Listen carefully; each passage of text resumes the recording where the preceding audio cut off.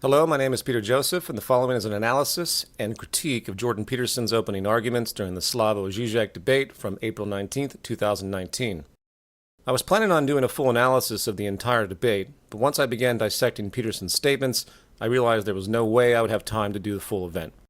The title of this debate is Happiness, Capitalism versus Marxism. An unfortunate decision because it sets up a binary position between assumed ideologies, while throwing in the word happiness, muddying the issue even more since what defines happiness is sociologically vague when it comes to causality. I point this out because it's time for seriousness. Human society is faced with a lot of complicated challenges. Between rising social destabilization due to socioeconomic inequality, coupled with vast ecological decline, it's really critical high-level debate occurs regarding how human society can solve its problems, ensuring sustainability both environmentally and socially. Sadly, this debate accomplished none of that, instead trapping the conversation inside of this old duality of capitalism versus Marxism or socialism. Anyone seriously involved in considering environmental, social science, public health science, and what kind of social system can create the best public health and sustainable practices would gawk at this kind of duality proposed. It's not a serious framing, and again, it's very disappointing. And yet, people are going to watch this, especially young people, and this is going to be their limit of debate. This is going to be how they're going to frame their sense of possibility in terms of future social organization. That said, again, my focus here will be Jordan Peterson's comments, which are conservative and on the side of capitalism, if you will. And the first thing I think I should point out is that he's given great advantage here, because what he does is create a massive straw man addressing and criticizing the Communist Manifesto written almost 200 years ago by Karl Marx and Friedrich Engels. His attacks on this book, which, as I will explain, are extremely poorly thought out and just wrong, become a proxy for attacks on contemporary activists and thinkers looking to alter the capitalist structure or remove it. His perspective is consistently libertarian in the modern sense of the word, and his pathological fetish with taking a psychological position rather than any kind of synergetic sociological relationship in terms of causality or social structure, is to me what makes him one of the most regressive intellectuals out there today, especially considering how popular he's become.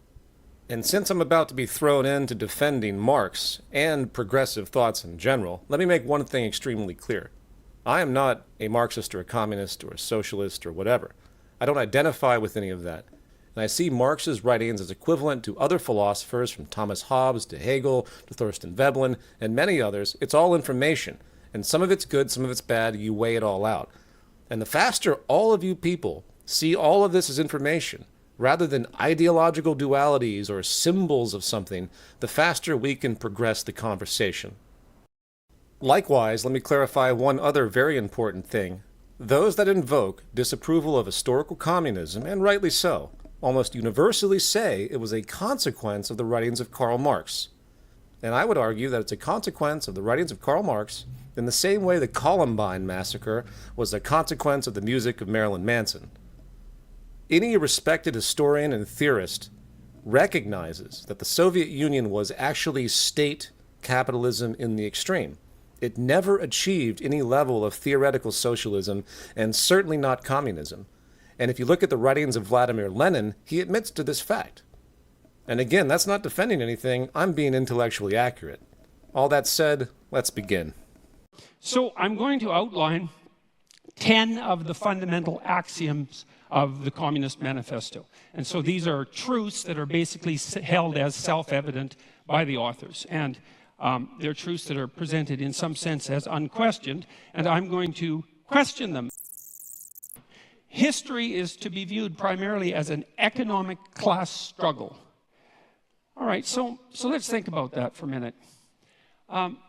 First of all, the proposition there is that history is primarily to be viewed through an economic lens, and I think that's a debatable proposition because there are many other motivations that drive human beings than economics. He goes on a brief explanation here about how there are other important observable things occurring in history that relate to human society, as if that's a revelation, as if that's a rebuttal. The text he's talking about is explicitly organized around the observation of economic stratification and the problems therein as a result of that organization.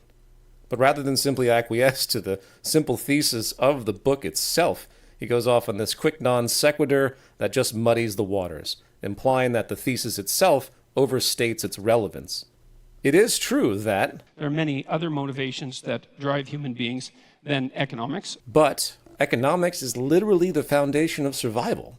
Without viable economic integrity, you die. It is the starting point of human well-being, and to quickly muddy it up with this subjective nuance garbage is just silly. The idea that one of the driving forces between history is hierarchical struggle is absolutely true. But the idea that that's actually history is not true, because it's deeper than history. It's biology itself, because organisms of all sorts organize themselves into hierarchies. And one of the problems with hierarchies is that they tend to arrange themselves into a winner-take-all situation. And here we have the cliché biological determinism of hierarchy, something that has been long criticized by behavioral biologists and anthropologists as an overgeneralization. But before I address this, Peterson then goes on to say that the problem is hence deeper than social organization, because hierarchy is inevitable and will prevail regardless. And the truly startling thing about this is that he's completely ignoring everything structural put forward by Marx and others. The criticism of hierarchy is not the criticism of hierarchy in and of itself, in whatever form it may take. It is the criticism of hierarchy that is mechanistically output by the very structure of market capitalism. It's about the dynamics that occur between those with capital and those without, labor and owners, and hence the class relationships and economic quality of life relationships that result consequentially because of the structure. As far as biologically determined hierarchy in human society, it's an extremely broad idea, which could be talked about later if need be, but that's not what Marx is talking about. Not to mention, there's no vagueness here. Just look around you at what people are complaining about today. Massive inequality between people with immense amounts of growing capital and then a working class with stagnating wages and all the general cost efficiency oppressive forces that are inherent to the logic of the system. So there's accuracy in the accusation that that is a eternal form of motivation for struggle, but it's an underestimation of the seriousness of the problem, because it attributes it to the structure of human societies rather than the deeper reality of the existence of hierarchical structures per se, which, as they also characterize the animal kingdom to a large degree, are clearly not only human construction. Just to reiterate, Marx's perspective has to do with the structure of the system and how it produces socioeconomic stratification as a consequential result of the mechanics of the system, not some type of vague biological drive. And to give an analogy of what he's actually saying, because he's trivializing the degrees of hierarchy that can exist regardless of how caustic they are, is that you could say there's an equivalency between a person in a cubicle working that can go home at night to a shackled slave centuries ago, just because humans have some type of hierarchical need to oppress, and therefore it doesn't matter which happens. And the idea that there's hierarchical competition among human beings, there's evidence for that goes back at least to the Paleolithic times. Whoa, hold on there, champ. This is the most categorically incorrect statement made thus far. Human hierarchy going back to the Paleolithic era 3 million years ago? Stunningly passive statement to conclude upon, since it's been firmly established, corroborated over and over again, that before the Neolithic Revolution 12,000 years ago, human society lived in hunter-gatherer lifestyles with no social hierarchy, primitive egalitarian groups. I'm not observing some, sophistication of this early period, the pre-Neolithic culture. It is simply the recognition that they did not have socioeconomic stratification, no class hierarchy, and this has been proven by the numerous hunter-gatherer societies that have remained over the past few centuries that have been interviewed. Many of them didn't even have a concept of economic hierarchy. Why? Because their means of production didn't produce it. Now, I'm not going to spend much time giving examples of this because it's so commonly accepted, and I'm stunned Peterson actually goes out in public and says these things. But it wasn't until the introduction of surplus upon the discovery of agriculture that the tendency for social stratification began forming, and increasingly so by the structures that were being created through labor specialization, surplus hoarding, and so on. Likewise, if he's going to play this bland evolutionary analog game, such he's done before with his silly lobster shit, the two closest primate species to the human being are chimpanzees and bonobos. Both of them have social hierarchy. However, they're very different. Those organized hierarchies show very different types of character because of the environments the two live in. Chimpanzees have a very rigid, male-driven hierarchy. Bonobos have a very loose, low-conflict, female-driven hierarchy. Now, I'm not arguing the hierarchy doesn't exist, but it's very malleable. There's a great plasticity in the primate species. How hierarchies manifest ultimately is contingent upon the environment and how society organizes itself. And there is no evidence that humans have to persist with the deeply imbalanced, capitalist-driven hierarchy as some law of nature, since 90% of human history has recorded no money markets or hierarchy. It's not built into our genetics in some deeply immutable, impulsive way where people just strive towards hierarchy and status regardless of the environment around them. And so that's the next problem. It's that, well, this ancient problem of hierarchical structure is clearly not attributable to capitalism because it existed long in human history before capitalism existed, and then it predated human history itself. And people wonder why I'm baffled by how this guy has any audience or following whatsoever. So the question then arises, why would you necessarily, at least implicitly, link the class struggle with capitalism, given that it's a far deeper problem? Because it's definitely not implicitly linked. The structure of the system of market economics produces mathematically the result of the class structure. It can be analyzed and formalized. It has zero to do with biological circumstances in the structure that exists. And so there's also very little understanding in the Communist Manifesto that any of the, like, say, hierarchical organizations that human beings have put together might have a positive element. And that's an absolute catastrophe because hierarchical structures are actually necessary to solve complicated social problems. Firstly, as Peterson himself will point out in a moment, Marx acknowledges that capitalism is extremely efficient in outputting goods. So there's acknowledgement that the system works in its hierarchy on that level. The main problem of the hierarchy is the distribution. That's why inequality is such a problem. That's why global poverty has existed for so long. Distribution is the problem. The way money's allocated, the way profit is obtained, the imbalance of it all. No one's ever argued that the system of hierarchy within capitalism hasn't been beneficial.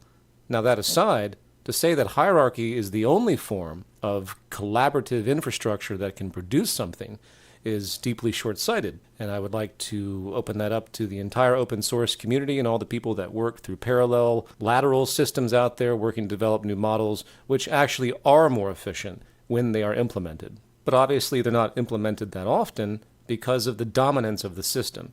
And you can even look at the efficiency of collectives, corporate collectives, where there is a so-called socialist board of directors and everyone shares the profits equally or almost equally throughout the entire company. And they are also deeply efficient without the same kind of hierarchy. And in the end, no one's arguing the hierarchy itself is somehow just awful. There are different kinds of hierarchy with different kinds of outcomes. So Jordan's generalizations don't help anything. They just become establishment preserving once again.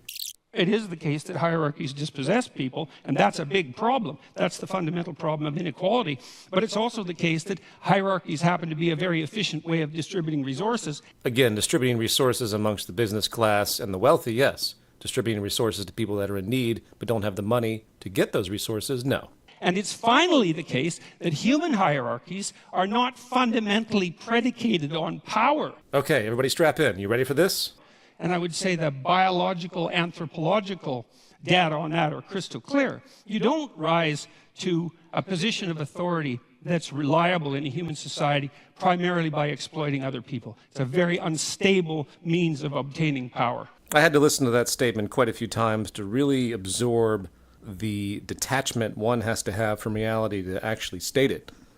You don't rise to a position of authority that's reliable in human society primarily by exploiting other people. It's a very unstable means of obtaining power. There are two kinds of positions of authority we recognize in society today, which fits the context of this whole conversation. First of all, it'd be economic power, hence the head of a corporation, or by extension, political power, which generally involves economics, as most recognize, as Marx did, presidents and congressmen and people like that. Well, if you know what exploitation means in a Marxist distinction, it's not a negative act against somebody. Exploitation is a system function. It's related to surplus value, which means that when an owner employs a laborer, the laborer produces something. works a number of hours, there's a value to those hours, and then the owner sells it at a larger profit, and he takes the difference, hence the term profit. Profit is the manifest surplus value of the exploited labor, meaning the labor that isn't recorded in the wages of the person. So firstly, I can only assume that he doesn't even understand what Marxist exploitation even is, and he instead sees it as some type of greedy kind of behavior, which he clearly doesn't see profit that way, as he talks about later. So by very definition, CEOs and all of these people work up the ranks of their value. They get more and more money, they have more capital, they invest more and more, they buy more companies, and they do that invariably by exploiting labor to some degree or another. And just for fun, we'll extend this to the political context. I'll restate his proposition. You don't rise to a position of authority that's reliable in human society primarily by exploiting other people. It's a very unstable means of obtaining power. Well, I'm just going to show the picture of this individual for a couple of seconds. Not only is he a poster child of the capitalist class, with outrageous degrees of criminal corruption through literal exploitation to advance his bottom line, his political process to get elected was fantastically exploitative on so many cultural levels, I don't even know what to say. Unfortunately, the complete stupidity of this statement did not go unrecognized by the audience. Society primarily by exploiting other people. It's a very unstable means of obtaining power. So that's a problem. Marx also assumes that you can think about history as a binary class struggle with clear divisions between, say, the proletariat and the bourgeoisie. And then he proceeds to set up effectively a straw man, saying that the Communist Manifesto doesn't differentiate clear enough between the proletariat or the bourgeoisie, and they are somehow defined as categorical groups, and that's that, almost like they're different races. That might sound really extreme, but if you listen to what he says, this is how he pitches it. He even goes on later to say that one group is considered evil and the other is considered good.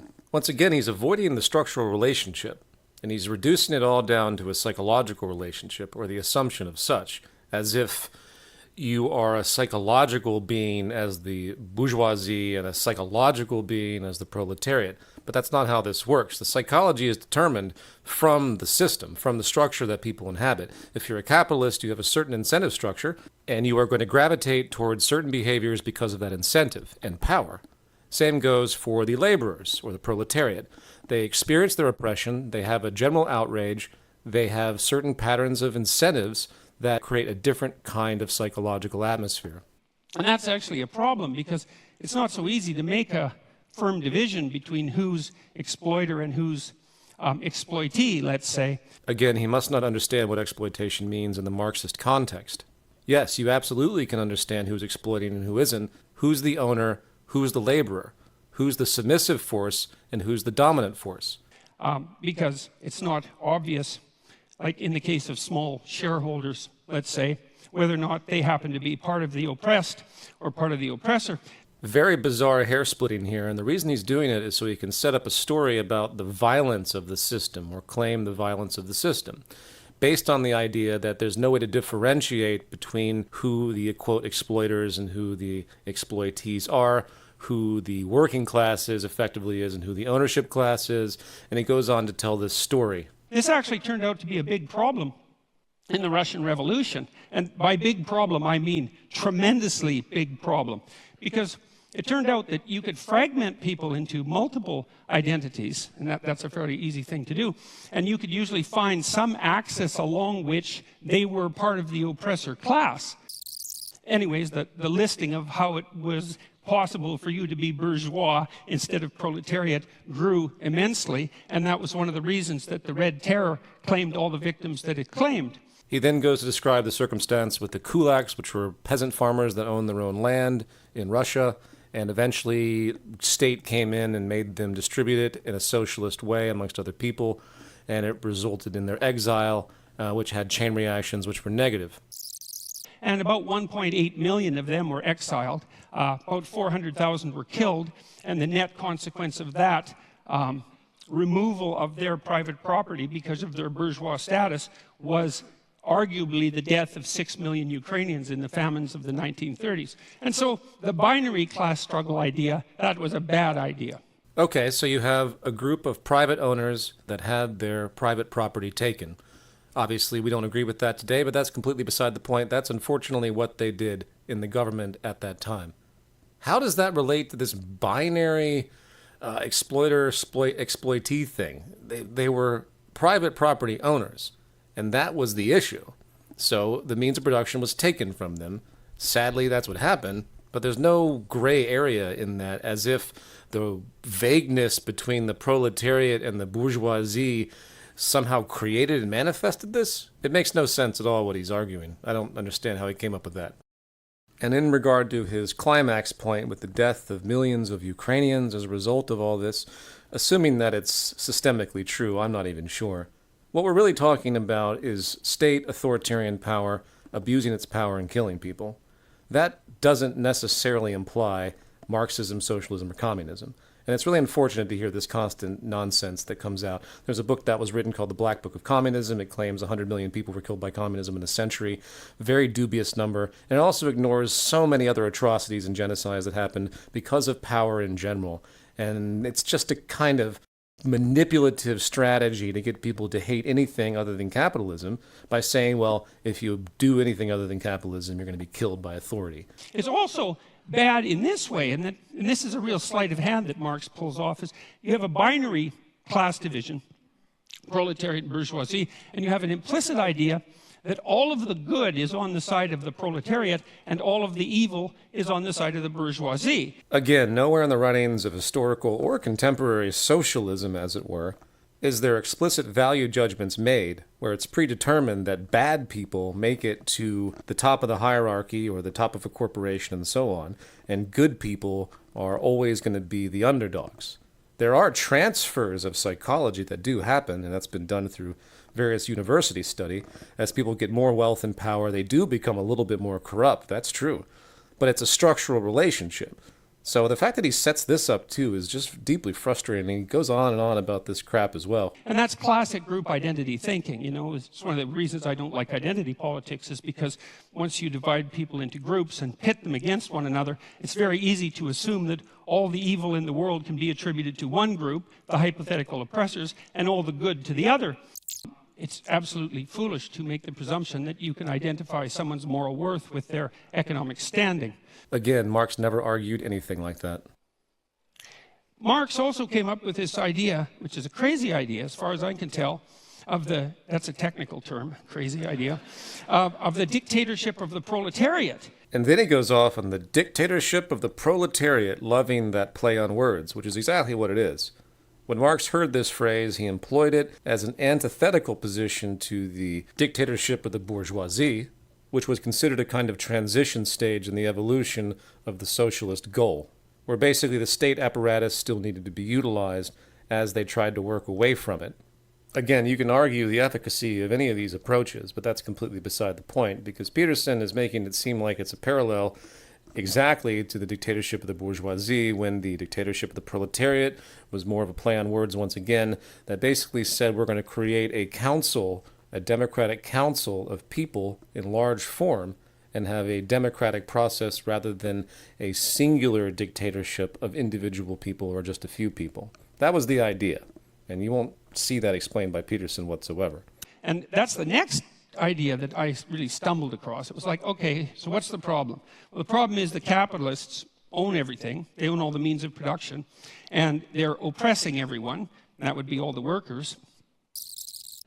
The fact that you assume a priori that all the evil can be attributed to the capitalists and all the good, the bourgeoisie, and all the good could be attributed to the proletariat meant that you could hypothesize that a dictatorship of the proletariat could come about. And the problem with that, you see, is that because all the evil isn't divided so easily up into oppressor and oppressed, that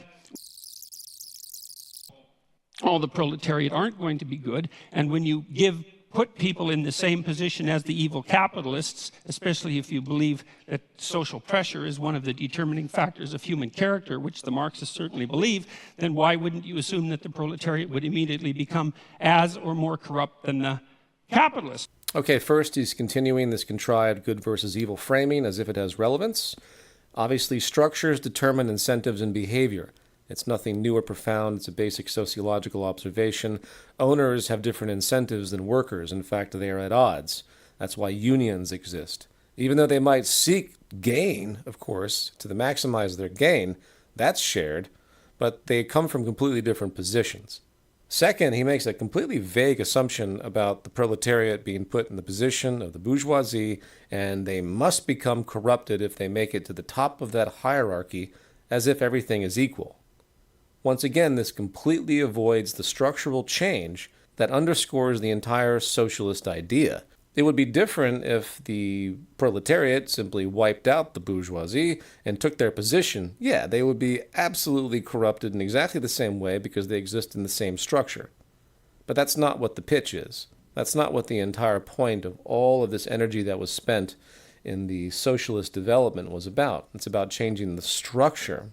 And again, he seems to be misinterpreting the full definition of the, quote, dictatorship of the proletariat, which was a transition team, if you will, a large group of people that were supposed to be generated that made democratic decisions about how to organize things using the state institution as they work to transition to more efficient socialist means. Now again, I'm not sitting here supporting these theories. I'm simply telling you what the Communist Manifesto and Marx actually meant. Overall, he seems to imply that hierarchy and power somehow will create a kind of corruption regardless due to biology. That's what I draw from this. So the proletariat makes it to a position of power, replacing the bourgeoisie. They're going to corrupt regardless. This seems to be what he's saying. I could be wrong, but that's the only real logical conclusion based on his argument. The next problem is, well, what makes you think that you can take some system as complicated as, like, capitalist free market society and centralize that and put decision-making power in the hands of a few people, the mechanisms without specifying the mechanisms by which you're going to choose them? Like, what makes you think they're going to have the wisdom or the ability to do what the capitalists were doing, unless you assume, as Marx did, that all of the evil was with the capitalists and all the good was with the proletariats, and that nothing that capitalists did constituted valid labor. So he appears to be alluding here to the complexity of an economy and how it's very, very difficult for people to sit in a boardroom and decide how to distribute things, while markets, of course, are extremely dynamic with the price mechanism and so on, something Ludwig von Mises, an economist, put out years ago in criticism of socialism, that it was impossible for man to sit back and regulate this manually, which was a fair criticism, something that isn't applicable today with technology and networking. He merges this brief notion with the idea that capitalists being deemed worthless in terms of labor is unfounded. And of course, that's obviously true in terms of vision or innovation. The ownership class, the ownership individuals do start things, and there's value to that in abstraction. But he takes it too far once again. Which is another thing that Marx assumed, which is palpably absurd, because people who are, like, maybe if you're a dissolute aristocrat from 1830 or earlier, and you run a feudal estate and all you do is spend your time gambling and chasing prostitutes, well, then your labor value is zero. But if you're running a business and it's a successful business, first of all, you're a bloody fool to exploit your workers, because even if you're greedy as sin, because you're not going to extract the maximum amount of labor out of them by doing that. Again, he clearly has no idea what Marxist exploitation even is. And the argument against the ownership class, the leisure class, as Thorstein Veblen would call it, is that, yes, when the machine is finally set in motion, the capitalist individual, the founder, he or she did work initially, but they don't do really anything after it's set in motion. Look at Jeff Bezos. Yeah, sure, he's a visionary, but the machine he's created, he doesn't ever have to do anything ever again, but yet he will make stupid amounts of money every second because of what he's set in motion. And the notion that you're adding no productive value as a manager rather than a capitalist It's absolutely absurd. All it does is indicate that you either know nothing whatsoever about how an actual business works, or you refuse to know anything about how an actual business works. I hate to be the broken record here, but once again, he's completely ignoring the structural relationships as observed by Marxism, and as are fundamentally obvious sociologically because of the structure of business. Now, if you want to talk about the quaintness of a small mom and pop shop and the fact that there is an owner and they do their best to manage things and they want to improve things and take care of their employees, that's fine. That is not what happens when it comes to massive institutions and huge industries that have boards of directors that make stupid amounts of money.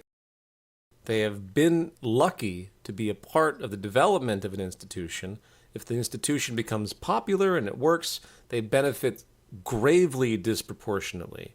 And that does have a moral ramification that was correctly observed by Marxist philosophy. And the fact that Peterson can't see any of that, doing this hyper-reductionism down to this idea of the capitalist manager, again shows how utterly detached from reality he really is. Then the next problem is the criticism of profit.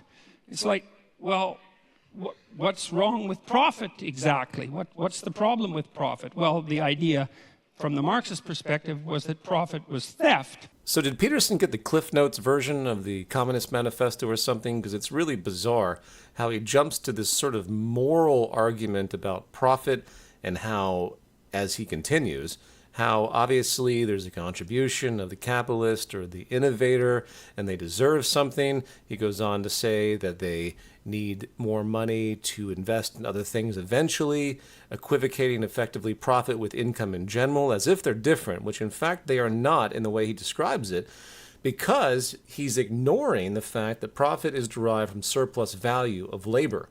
The Marxist concept of profit is related to surplus value, which I've already explained before. Now, it's absolutely fair to argue that even though labor and resources cost a certain amount and the owner is going to sell it at a higher amount, generating a margin of profit, there is still a lingering sense of contribution by the capitalist through innovation or organization or the purchase of capital machinery and so on to make things happen. And that is a completely valid argument. However, that's not what he's doing. He's detaching the reality from the Marxist perspective and just pontificating about the role of profit in general, which really doesn't achieve any particular end.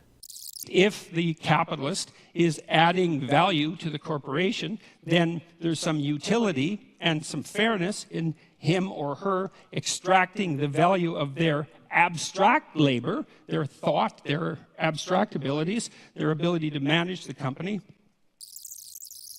And then the other issue with profit, and you know this if you've ever run a business, is it's a really useful constraint.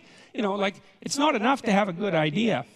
It's not enough to have a good idea and a sales and marketing plan, and then to implement it. It provides a good constraint on wasted labor.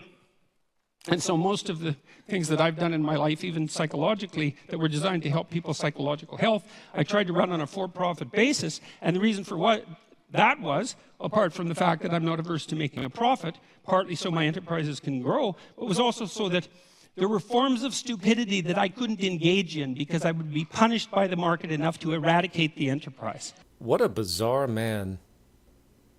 Okay, he's saying that profit, if you don't make it, if it's not profitable, and there isn't someone willing to pay you a profit, then it's not worth doing. And that might be true on his therapeutic business level, but let's think about all the things that don't generate a profit, such as, solving homelessness, or all of the things that don't have a return because either the people don't have money or what needs to be solved doesn't generate revenue by the process of solving it. This is an aside to the Marxist revelation of the exploitation of profit, which is a perfectly viable concept. But Peterson is off in his own weird fantasy land, as usual, with all of this stuff. So Marx and Engels also assume that this dictatorship of the proletariat, which involves absurd centralization, the overwhelming probability of corruption, and impossible computation, as the proletariat now try to rationally compute the manner in which an entire market economy could run, which cannot be done because it's far too complicated for anybody to think through. And the ultimate summation argument where you pretend that everything you've talked about has already been proven, so you can summarize it all as if it's all official and declaratory. So you have the dictatorship of the proletariat, a concept he clearly doesn't even understand, which will lead to absurd centralization, will inevitably lead to corruption, and he clearly doesn't recognize, once again, the structural differences in what's being proposed. In theory, to change the structure, he sees a one-to-one equivocation where the proletariat are just going to take the role of the bourgeoisie and hence perform the same, quote, evils as they always would. And then he goes on to talk about the economic calculation problem and how no one can possibly comprehend the complexity of market dynamics in a round-table group.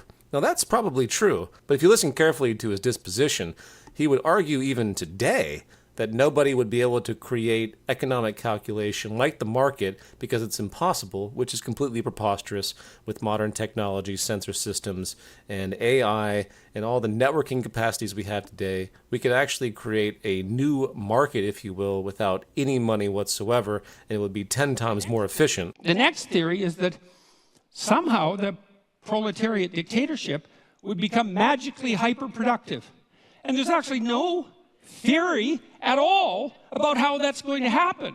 And so I had to infer the theory, and the theory seems to be that once you eradicate the bourgeoisie, because they're evil, and you get rid of their private property, and you eradicate the profit motive, then all of a sudden, magically, the small percentage of the proletariat who now run the society determine how they can make their productive enterprises productive enough so they become hyper-productive. Now, and they need to become hyper-productive for the last error to be logically coherent in relationship to the Marxist theory, which is that at some point the proletariat, the dictatorship of the proletariat, will become so hyper-productive that there'll be enough material goods for everyone across all dimensions.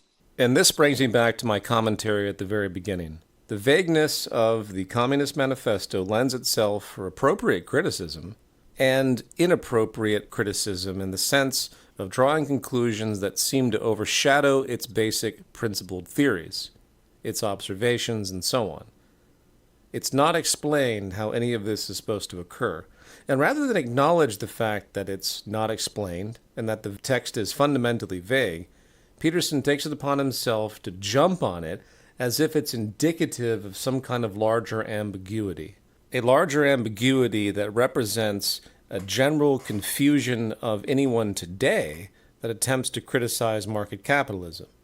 That's the implication. It might not be explicit, but if you understand his work and his establishment-preserving tendencies, that is precisely what he's going for.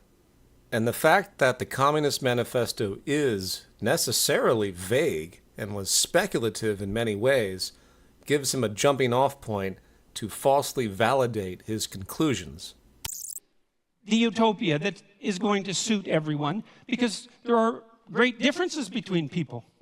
And some people are going to find what they want in love, and some are going to find it in social being, and some are going to find it in conflict and competition, and some are going to find it in creativity, as Marx pointed out.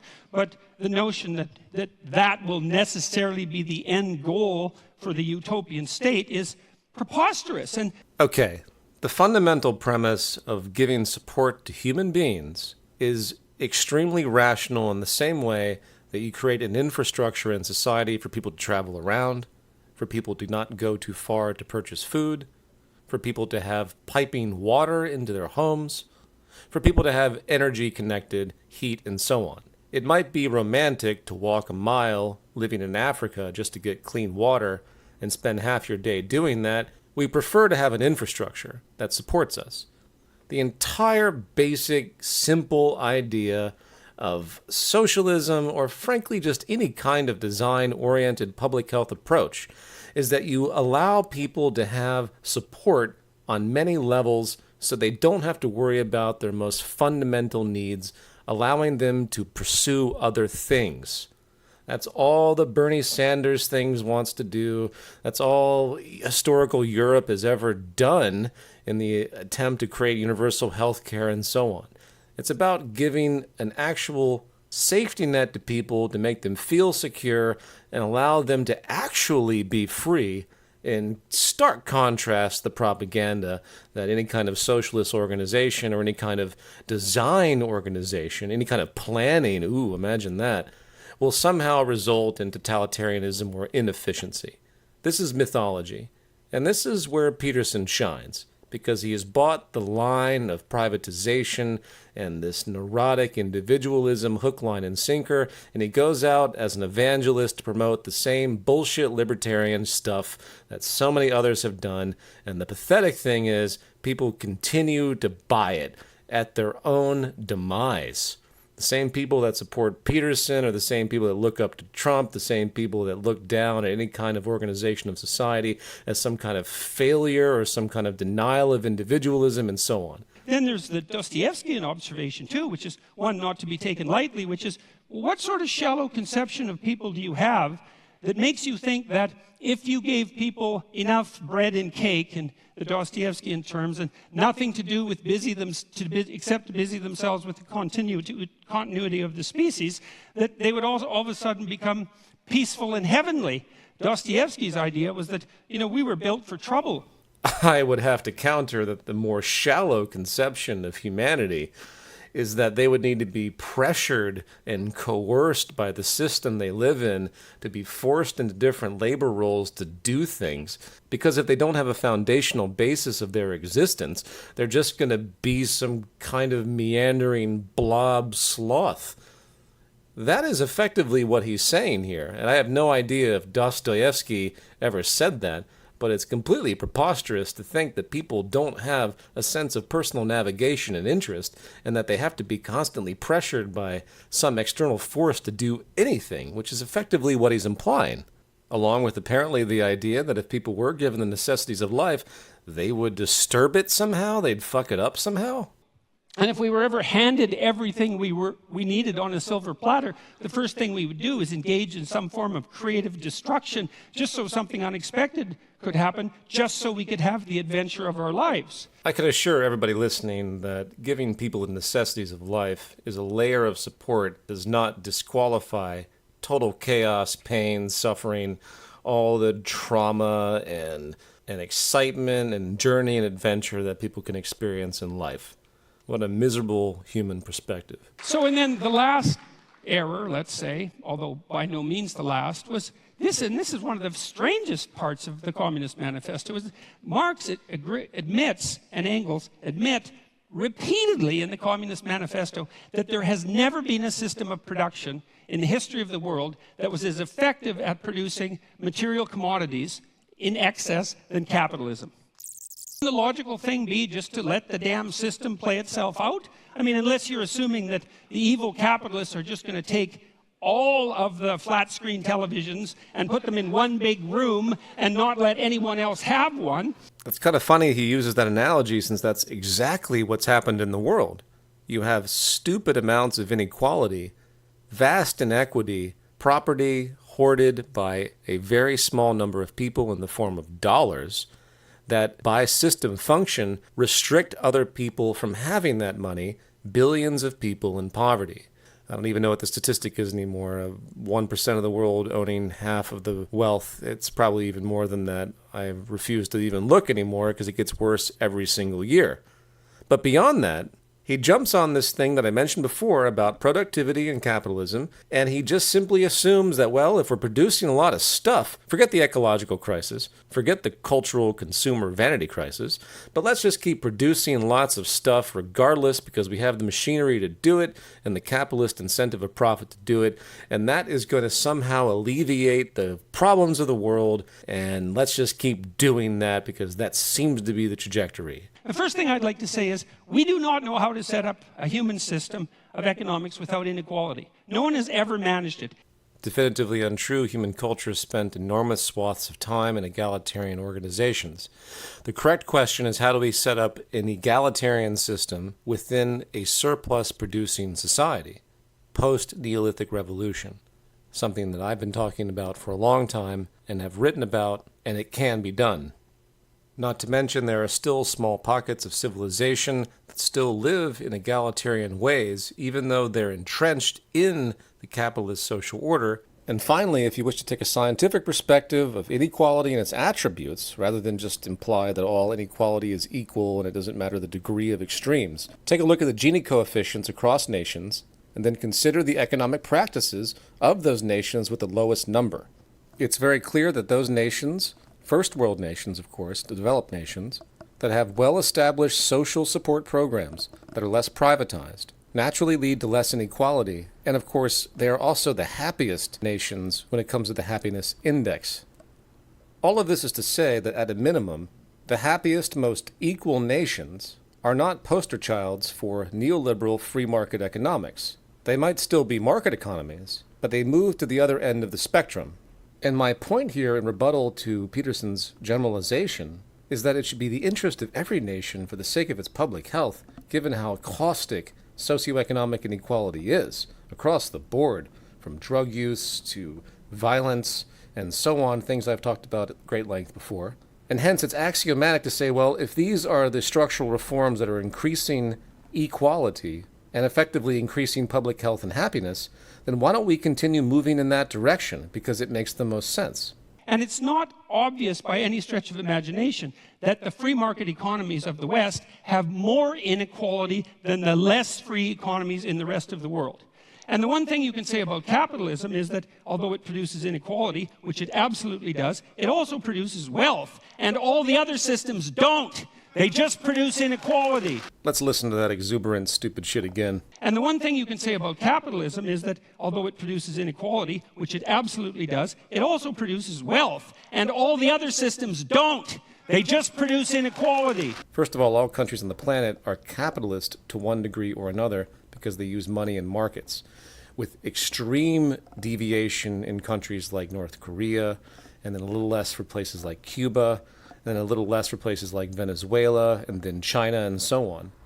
And as I've just talked about with the Scandinavian countries, such as Denmark, which employ very strict controls of the market economy in terms of regulation and unions, I should say. They're very free in many ways, but they're still very strict, and they have massive social safety nets and avoid extensive neoliberal privatization. The real argument here is what is the most successful of the spectrum? And it's clear that Peterson doesn't even know what the word wealth even means. Are Denmark, Sweden, and Norway and so on lacking wealth, even though they're some of the happiest countries on the planet, and they do not have the excess production of goods in the same way the United States does, which, by the way, is one of the most miserable industrialized nations on the planet? Wealth is an abstraction. It's a perspective of affluency that's socially relative. So this whole quick little emotional diatribe by Peterson as some kind of punctuation mark on his arguments in general has zero value, because he's arguing a complete invention that he's made up with respect to the way he sees the world, under the assumption that free market capitalism in its highest extreme is going to be the highest production of wealth and hence the highest production of happiness and so on. Here's a few stats. Here's a few free market stats, okay? From 1800 to 2017, income growth adjusted for inflation grew by 40 times for production workers and 16 times for unskilled labor. So from 180 to 1800 AD, it was like nothing. Flat. And then all of a sudden, in the last 217 years, there's been this unbelievably upward movement of wealth. And it doesn't only characterize the tiny percentage of people at the top who, admittedly, do have most of the wealth. The question is, not only, though, what's the inequality? The question is, well, what's happening to the absolutely poor at the bottom? And the answer to that is, they're getting richer faster now than they ever have in the history of the world. Earlier in this program, Mr. Peterson said this: almost all ideas are wrong. And it doesn't matter if they're your ideas or someone else's ideas. Your job is to assume, first of all, that they're probably wrong, and then to assault them with everything you have and see if they can survive. It was akin to something Jung said about typical thinking, and this was the thinking of people who weren't trained to think. The thought appears, they just accept it as true. They don't go the second step, which is to think about the thinking. Very sage advice, very sage advice. Too bad Jordan doesn't employ it, because what he does in this final conclusion, which I'm not going to play, is attribute the decrease of extreme poverty to free market capitalism without any other level of investigation as to why this has occurred. This is a chart put forward by Gregory Clark called the Malthusian Trap. The Malthusian Trap points out that up until the 19th century, incomes pretty much went nowhere. Generally miserable existence, kings, monarchs, regal authorities held great wealth while the peasants toiled away. And then you have this enormous divergence that happened upon the 19th century at the end of the chart, the Great Divergence as people have called it, which vastly increased incomes and hence wealth. And do you think this had to do with free market capitalism? Free market capitalism is an abstraction that we have coined in the modern era, as per the theories of Adam Smith. But the framework of market economics goes back thousands of years. The concept of property and specialization of labor, ownership, means of production, and all of the fundamental attributes that are associated to capitalism as we know it today existed and molded and developed during the post-Neolithic revolution time starting 12,000 years ago. And over the course of that time, the characteristic of society was deeply unequal, miserable by today's standards, and yet market trade, ownership, property, and all of that still existed to a general degree. That is what the agricultural revolution produced. You can argue the definition of this or that social system, but there's a through line that starts from the agricultural revolution up until today, and the general attributes have remained the same. And the massive move of increased wealth upon the 19th century, the Industrial Revolution, has nothing to do with market economics in and of itself, and everything to do with the sudden discovery of advancement in efficiency-improving technology. The advancement of efficiency-improving technology which was sparked at that time in the 19th century, the Industrial Revolution. In other words, the market got lucky. That rise of advanced technology was able to improve upon the networking elements of market economics, setting forward levels of efficiency and production that were once impossible, making effectively the market look good. And the fact that he doesn't recognize this as the driving force of what is, in truth, a very slow and arguably minor alleviation of poverty in the world, what he just talked about, goes to show that he is one confirmation bias-seeking machine. He's not willing to take critical thought in anything. He's looking for things that will confirm what will sell his next book. And for all those out there that will continue to search for excuses to say, oh, the markets are still the source of everything. Oh, the markets had to get technology out there. You know, this singular fallacy causality is a tremendous blight. Human technological ingenuity and problem solving is built into us. You know, long before the concept of trade and profit and competition, we invented lots of things from the wheel to mechanisms of hunting and so on. Necessity is the mother of invention, not the pursuit of fucking profit. And it's my hope people out there will take all of this to heart as what the true mechanisms of human networking and development really mean, what wealth really means, what innovation really means, what sustainability really means, and advance our currently arcane society to something that will actually work for future generations and not continue the trajectory that's going to lead towards complete destabilization. That's all from me. Thank you very much.